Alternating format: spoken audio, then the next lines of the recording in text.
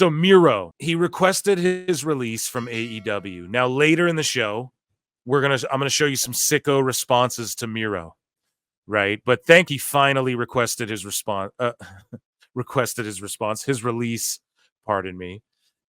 I wonder what he was doing. Did he just have like a number in mind and was like, yeah, I'm gonna get to like 7 million and then I'm gonna be like, yeah, can I get out of here? Right? Like, is that what it was? What made him wait so long? Apparently they can't see eye to eye on creative. We're gonna talk more about that in a bit for sure. AEW has major interest in Kevin Owens and is expecting to make an offer to him if he reaches free agency, which is supposed to happen soon. I think, like, are they saying end of September, whenever it is? I don't know. All I know is that Kevin Owens, if he goes and takes Tony Khan's money, he did everything in WWE. I think he wrestled Goldberg. Did he not? Did he wrestle Goldberg? I always ask that because I can't remember. Was it him? Or did he lose to the Fiend and then to Bray or something? And then Bray, I can't remember, but Kevin's done it all. He wrestled Stone Cold in the main event of WrestleMania. What? He as Universal Champion, WWE Champion. He never touched that World Heavyweight belt, but that's who gives it, really, you know? Every belt, United States. I think he's been tag team, IC, I believe. Is he a Grand Slam champ? He may have been. Who knows? I don't know. Do you know? I don't know clearly, but ultimately, though, KO has done everything there is to do. So if he just went and took TK's money, I wouldn't be mad as long as he's happy. You know what I mean? God damn it, I'm going to support him. And then he can always just come back, get inducted, and whatever. He can go sign with Tony for 2-3 years, take some millies. But apparently KO's making like $3 million a year in WWE reportedly. And that's probably not even merch. You know, that's probably not even if he works like all the house shows and gets over his bucket. You know, it was explained. We watched Maven, the Maven podcast, whatever it's called, Maven Show, or just Maven Huffman Channel, whatever, shout him out. He was with MXM and they explained like how the bucket system works. And if he goes over his bucket, dude, you know, plus his merch and all that, and he's making $3 million, why go anywhere? And like, it's not like he couldn't get lesser dates. I'm sure he could just say, I'll take the same money with WWE, just give me less time, like less dates. Boom. They'll do that in a heartbeat. He's worth it, you know? He's over everywhere. People don't talk about how like over KO is, or when a crowd is kind of dead, he comes in and he just gets everyone hyped. Like he just starts fighting people and doing where you're like, oh yeah, like he knows how to get the crowd engaged just by like wrestling. You know, he doesn't have to do like, yeah, he kicks the bottom rope a bit, but I don't know. It doesn't get talked about enough. He's, I think, one of the most underrated guys in wrestling, even probably by me. Like I don't talk about how good KO is enough, honest to God. So yeah, if he goes there, I'm not mad, but I don't think he would, right? Like, come on, Chad. I don't think he goes. Wardlow is reportedly one of the guys not being used in AEW right now. You think? Oh, you think? Oh, we don't know that?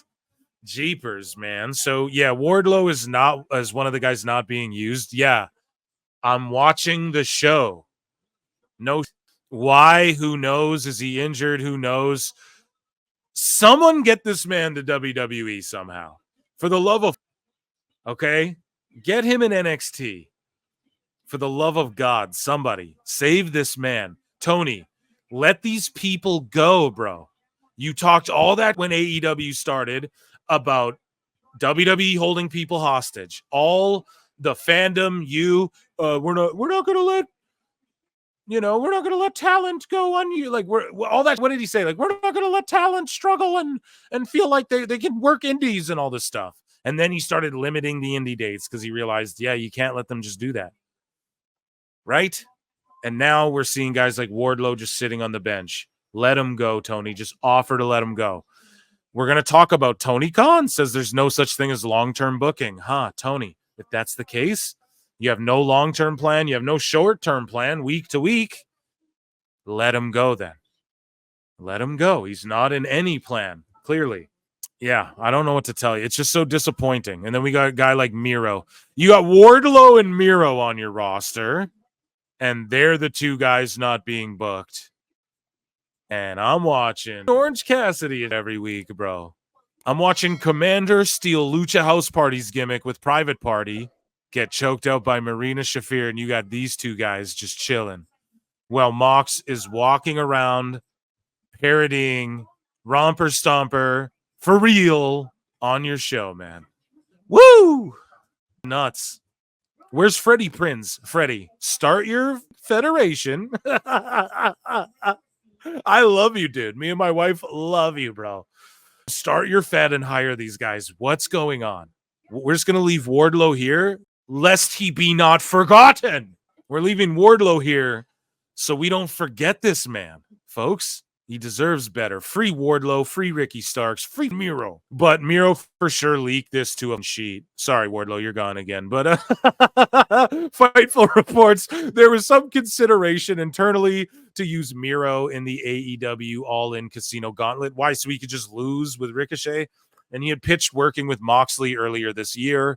Thank God you dodged that bullet, bruv. Miro and AEW were unable to get on the same page creatively, something that became a common occurrence for the two sides in recent years. Well, is that because he doesn't want to lose or be taken to the limit by guys he's been watching? He doesn't want to fight Jack Perry for them. Like, what ideas? Tony Khan. Like, is he saying, bro, let me come in and beat Moxley, who's like a 4-time champion, and then I'm established as a champion, and then we do like a trilogy or something? Like, what is Miro pitching? I'm sure it's not all that bad. Oh, you mean the guy they drove to a tank at WrestleMania to fight Cena and then also invented Rusev Day? You know, it's just crazy to me, man. It's crazy. And then you got Will Hobbs hurt again, I believe. Hurt again. And then Samoa Joe, everyone's like, where's Joe? And it's like, well, he's starring in a video game. You know what I mean? They use this likeness and everything. He was like he's like the main villain. You know, he's doing like all these epic side quests, which is what you got to do, man. A lot of people, we'll talk about MJF in a bit here because he makes the show and I have an opinion a lot of people might not agree with.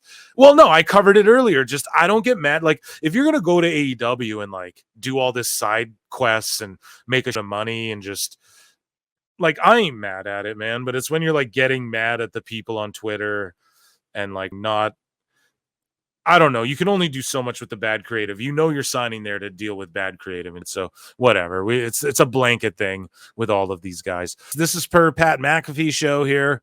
I'll let McAfee do the hot news for you. Sheamus re-signed. We have some breaking news out of the WWE. Ladies and gentlemen, when Drew McIntyre re-signed with the WWE, they had The Rock announce it. Mm-hmm. Okay. It's not The Rock, but it's certainly one of our lads. So we are incredibly lucky to announce that Mr. Banger after Banger himself, Sheamus, the big fella, has officially signed an extension with the WWE. Obviously, Sheamus, the man that traveled over to Ireland and was the only one to pick Georgia Tech over Florida State whenever we had game day over there, and was our host and really showcased us to his entire hometown in Dublin, took care of us, kept us in great spirits the entire time. A man who's been wrestling for the WWE, I think, for 17 years now. Wow. Signs on an extension. 17 years. Come on now. To stay there. Moose Knuckle. Oh, I remember. I know you do. And we'll tell you, fella, we're proud of you, man. You deserve it, though. Yeah. You deserve it. Yeah, shout out Sheamus, man. We'll give him a round of applause. I'm so happy.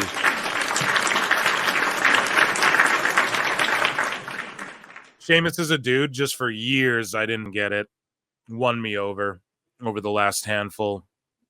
And, yeah, just him and Drew beating the piss out of each other in the Thunderdome. Speaking of the Thunderdome, they were in like the Thunderdome era. And Drew and Sheamus would just beat the piss out of each other, man. And I love that. WWE is working on getting Rhea Ripley, Liv Morgan, and Nia Jax all signed up to new deals as well, folks. They'll all re-sign. I mean, Nia just came back. She did business, lost to some people, is on the best year of her entire career, the best run she's ever had with the WWE Women's title. Liv's a world champ. She's working with Rhea, who's #1 woman in the planet. We all know. And why would any of these ladies leave to do what? To be in Deonna Purrazzo's faction? Why would anyone leave? So the latest on Pentel, Zero Miedo, and Rey Fenix, the Lucha Bros leaving AEW and heading to WWE. Penta is confirmed, but we knew that all along. For Phoenix to come in, that would mean Tony Khan allowed him to leave early, as Phoenix was out for a year due to injuries that would be added to his contract. So, Tony, you talked all that. Let Phoenix go. Now, apparently, the Lucha Bros, according to Meltzer, which we're going to get into in a bit, rumors of signing them, debuting them on the main roster. There's people out there, dirt sheets saying, claiming that the Lucha Bros are still technically under AEW contract. So that this is just some huge contract tampering ordeal. Like Ray Phoenix isn't even technically let out of his contract, etc., etc., etc. The Lucha Bros, they are still under contract to AEW. Yeah, right here. So PW Insider, who does great work, man, they go, the Lucha Bros are still under contract to AEW. So there's no way they could have legally signed with WWE yet. Well, they have not been at AEW as of late. They have been in communication with the promotion and are available to wrestle if needed. There is an expectation that when their deals expire, they are WWE bound. So we have heard like WWE, they're on the main roster. WWE's move forward with printing masks and all this. And that's not the case at all, you guys. Apparently, so who knows? We're dabbling into crazy territory. The best guys, Tony Khan. Who knows if it's true, but as soon as I know, you guys will know for sure. And then this guy goes, if contract tampering was a person, what a goof, dude. And it's like, we don't need to break down all the Tony Khan instances of his contract tampering because we all know about them, you bricks. Tony Khan was asked again whether he thinks we'll ever see a joint AEW and WWE show. And I've told you guys, man, this isn't even a conspiracy. I'll play the X-Files.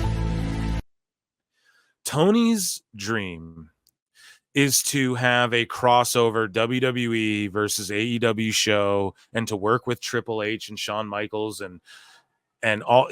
That's his dream, man, is to go, we blah blah blah, like we did this together. That's what it is, man. If they said we'll buy AEW from you, you get a job right next to Triple H, you're in the booking rooms with him, he'd do it tomorrow.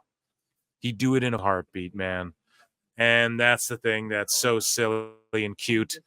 And but yeah, he goes, I can't ever say. I mean, anything could happen at some point, so it's hard to say. What's the timeline? In the next 100 years, quite possibly. Who knows? So he told Maggie and Pearl. Who's Maggie and Pearl? I'm not hating. They probably have like 1 billion followers if I click on their thing. Let's see how much followers they have. Here, I'll click on it. 25.2K. Yeah, so who the am I guess. But you know, man, he does interviews with all these people. I'm like, do an interview with me, bro. It'd be the funny. We'll drink White Claws, bro. I'll get a case. It'll be awesome. Yeah, I mean, who knows in 100 years, but that's his dream, right? Whereas WWE's like, no, we're gonna absorb you one day, if anything, you know. No, we're gonna keep telling the dirt sheets that Daniel Garcia we're horny for him, according to Wrestle Purists, so that you guys keep investing TV time in this guy and overpaying him. That's what they're gonna do, right? It's war to them. Yeah, Brian Alvarez, we talked about it before, and he flat out says that Tony Khan says that long-term booking isn't a thing and there's only short-term booking. And Alvarez is saying, when I heard that, I was like, oh, there's no way he said that. Look at the show and you can see it's clearly what's going on. Tony Khan started telling people there's no such thing as long-term booking anymore. It's week to week. And when I heard that, I was like, what? He didn't really say that. But if you watch the shows, that's what happened. I think those two were big. And I think obviously the biggest issue was that Tony Khan started Listen one more time. Telling people there's no such thing as long-term booking anymore. It's week to week. And when I heard that, I was like, what? He didn't really say that. You what? But if you watch the shows, that's what happened. I think those two were big. And I think obviously the biggest issue was that that's insanity. And I quote tweeted that and said, look, if that's really what he thinks, then yeah, AEW's cooked. It's toasty. I mean, there's just no even like future plan, you know, there's not even that's literally every company ever at their lowest is when they're flying by the week to week, you know? So huge L. The best guys, Tony Khan.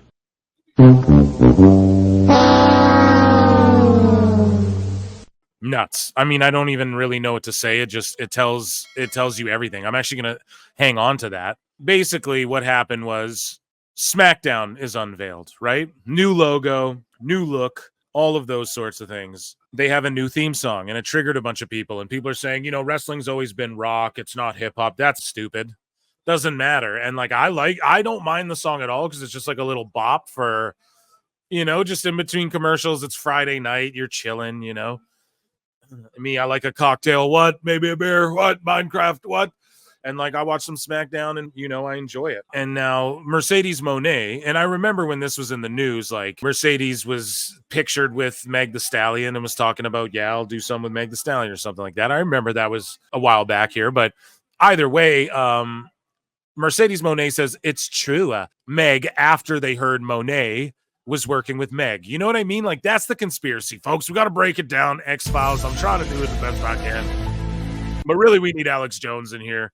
You notice Sammy wasn't on, or was on Dynamite when Monet wasn't. Yeah, exactly. We covered it on the show during the watch-alongs, right? So I said it that night. I was like, if Sammy's on this show and Monet isn't, definitively we have proof of what that they're keeping them separate, okay? And so, yes, you're absolutely right, some guy. I appreciate that. The best guy is Tony Khan. And so apparently WWE's watching everything. This is the conspiracy theory out there. Everything Mercedes does, oh, they didn't want her, but they're watching everything she does, blah, blah, blah, blah, blah. And so Meg Thee Stallion was in a picture with Mercedes. They were talking, maybe we could do something. But I remember way before that, they were talking, WWE was talking with Meg and Cardi B and all these rappers. All the Sexy Red's going to be on NXT again. You know, they try and get all these ladies into the WWE in some form or fashion. So for years now. So Monet's going, it's true. A few weeks ago, I did in an interview. I made the mistake of teasing the idea of working with a Megan Thee Stallion, which made headlines. More recently, it was announced that Mega would be part of the new SmackDown theme. It could all be a coincidence, of course, but then they don't call me the blueprint for nothing. In hindsight, I should have kept my mouth shut about it, but all of you can do is live and learn. And Monet is, they're doing the accent wrong. In French, that's like Monet. An accent, there's accent aigu, accent grave, accent circonflexe. I know all this, bro. I'm Canadian, okay? And it's supposed to be the other way is A. Makes the A sound, right? When the accent is over the E, that way it makes an S sound. So there you go. We learned here at PWT. But yeah, so she's full of, here's Julian Weeks, Ponzer, 2021 with Bianca and Meg. WWE reportedly wants a top rapper for SummerSlam Angle. There you go. Destroyed. It could all be coincidence, Yeah, the whole relaunch of SmackDown with a whole new logo, new set, new everything, new graphics, whole new shebang, new network on USA, all this stuff, and months of planning. And they saw you put a tweet out a few weeks ago with Meg, or you saying you're interested a week ago in working with her, and then they just last minute made Meg Thee Stallion the whole theme song of SmackDown. Ugh, it's ridiculous, man. I really hope she's trolling. Again, he hits her with, I hope she's trolling. Because, yeah, they posted a story together, so he hit her twice in a row. And I hope she's trolling too, but it's always conspiracy theories with AEW folk.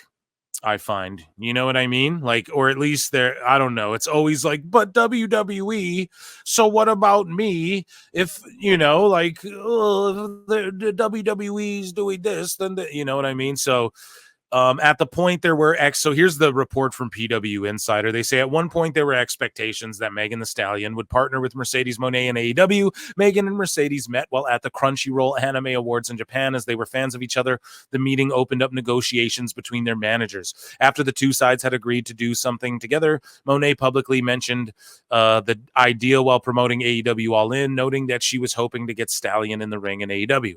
There had been conversations about the two doing something together in WWE as far back as 2021. So there you go. PW Insider, man, doing good work here. After Monet went public, WWE made the deal to have Stallion's song Never Play, which caught the Monet circle by surprise. Why? Why would it? Crazy. She doesn't know. You think Meg and their team, they're like, oh, you're not in WWE? They're like, oh, I thought you were in WWE this whole time, man. So, yeah, whether this means the end of any potential Monet Stallion alliance remains to be seen, but obviously the WWE deal didn't help. Really, though, is it obvious?